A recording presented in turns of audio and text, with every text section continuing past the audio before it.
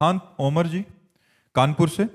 महाराज जी, जैसे इस संसार में धन से हम सभी वस्तुओं को खरीद सकते हैं, क्या नाम रूपी धन से भी कुछ भी खरीद सकते हैं? हाँ, खरीद सकते हैं, भगवान को खरीद सकते हैं। सुमेर पवन सुत पावन नामू, अपने बस करी राखे रामू। भगवान राम के नाम के प्रभाव से हनुमान जी ने राम जी को अधीन कर लिया। भगवान कहते हैं ऐसा नाम जपने वाला भक्त मुझे बेचे सो बिक जाऊं। नाम में इतनी सामर्थ्य कि आप भगवान को खरीद सकते हो। ना इतना तप में सामर्थ्य है और न किसी और साधन में। नाम में सामर्थ्य है कि नाम रूपी धन देकर प्रभु को आप ले सकते हो। यही तो हम कर रहे हैं, जितने साधु महात्मा यही तो कर रहे हैं। भगवान का नाम रूपी धन एकत्रित करते हैं, उनके चरणों में समर्पित कर देते हैं, तो भगवान अपने आप को समर्पित कर देते हैं।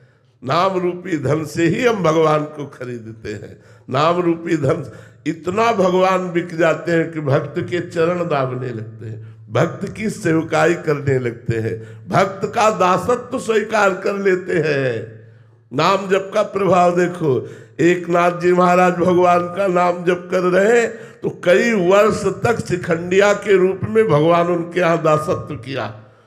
त्रिलोचन जी भगवान का नाम जप करके साधु सेवा कर रहे तो अंतर्यामी नाम रूप नौकर रूप धारण करके, सेवक रूप धारण करके भगवान ने वहां सेवकाई की।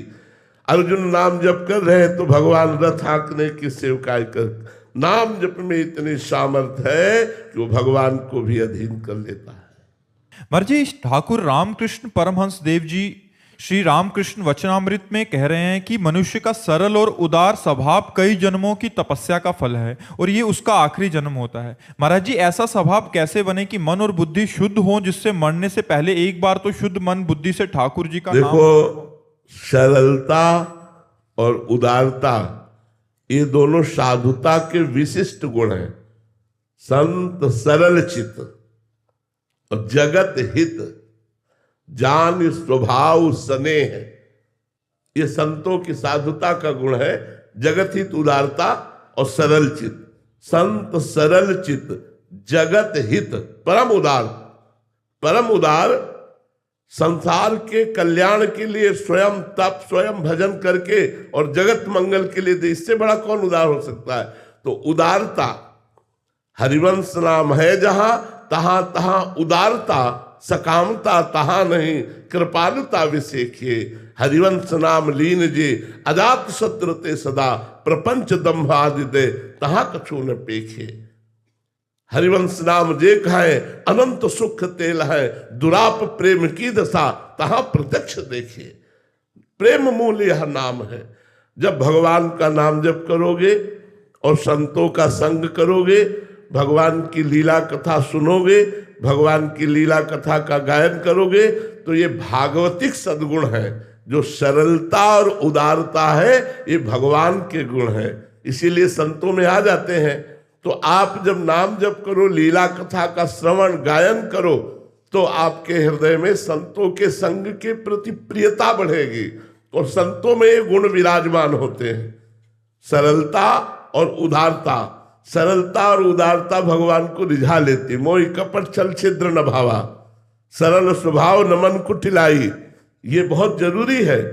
कपट छल आदि का, दोष दर्शन आदि का त्याग सरलता सहजता से होता है।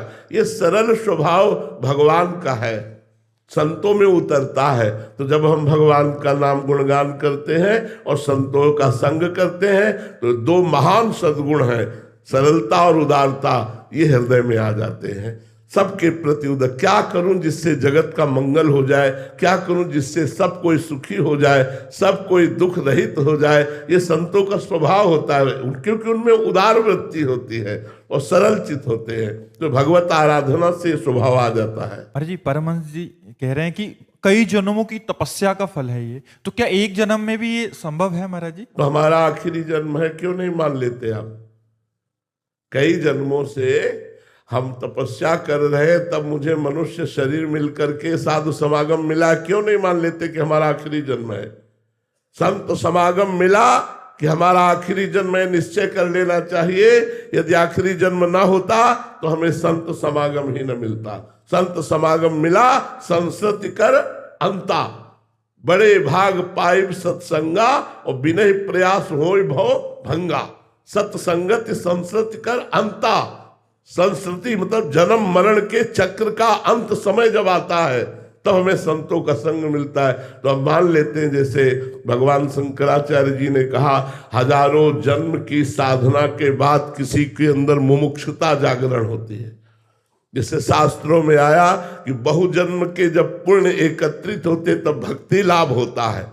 ये सब हो चुका, हमारे बहुत जन्म हो चुके, हजारों जन्म हो चुके, हमारी तपस्या हो चुकी, इसीलिए हमें वृंदावन धाम में संत समागम मिल रहा है। अब हम इसी जन्म में भगवान को प्राप्त करेंगे, ऐसा मानना चाहिए। स्वाने जी पटना से, राधे राधे महाराज जी। महाराज जी, गुरु मेहरबान तो चेला पहलवान। महाराज जी, इस मन को मारने के लिए केवल गुरु कृपा का आश्रय हो या हमें प्रयास भी करना चाहिए? तो आश्रय ही तो प्रयास है। गुरु के आश्रय से ही शिष्य को परम पद की प्राप्ति होती है, इसलिए आश्रय पकड़े रहना चाहिए। भगवान है ऊर्ध्व और संसार है अधा। संसार अधा है, प्रकृति नीचे की तरफ है। मना कष्टानि इंद्रियाणि प्रकृति स्थानि कर्षति। और भगवान की तरफ चलना है तो गुरु डोरी पकड़ा दिया, नाम की डोरी, मंत्र की डोरी। अच्छा, किसी बिल्डिंग के आखिरी छोर पर जाना हो और डोरी से जाना हो, अब आप थोड़ा चढ़ चुके हो, अब आप सोचिए अगर डोरी छोड़ दी तो आपकी दुर्दशा हो जाएगी, मर जाओगे, हाथ पैर टूट जाएंगे किसी काम।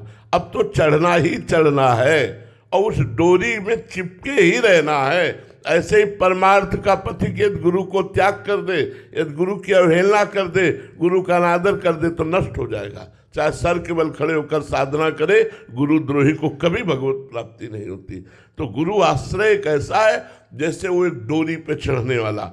अब बस केवल डोरी ही सहारा है, वो अगर छोड़ा तो मरा।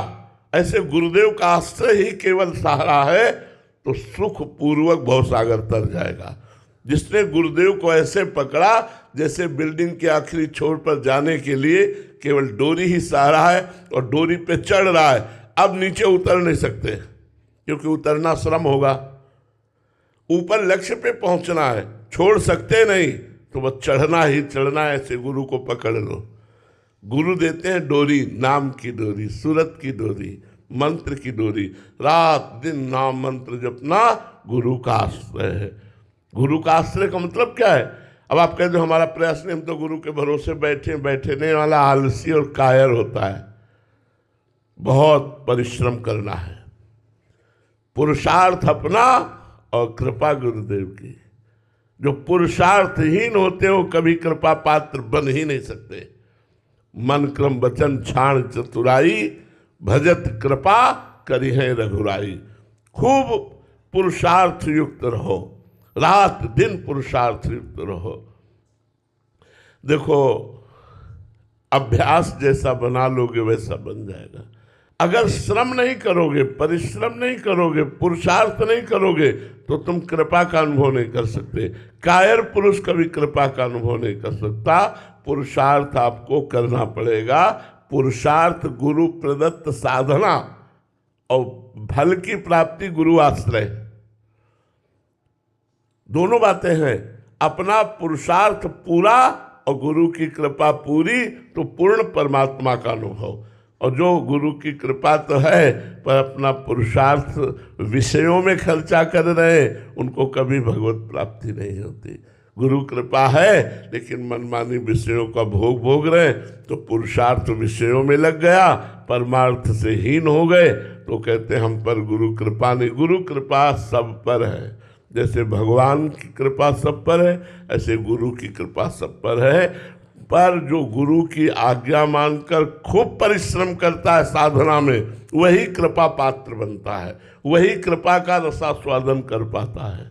तो गुरु की कृपा का आश्रय और स्वयं का पुरुषार्थ भगवत प्राप्ति कराता है।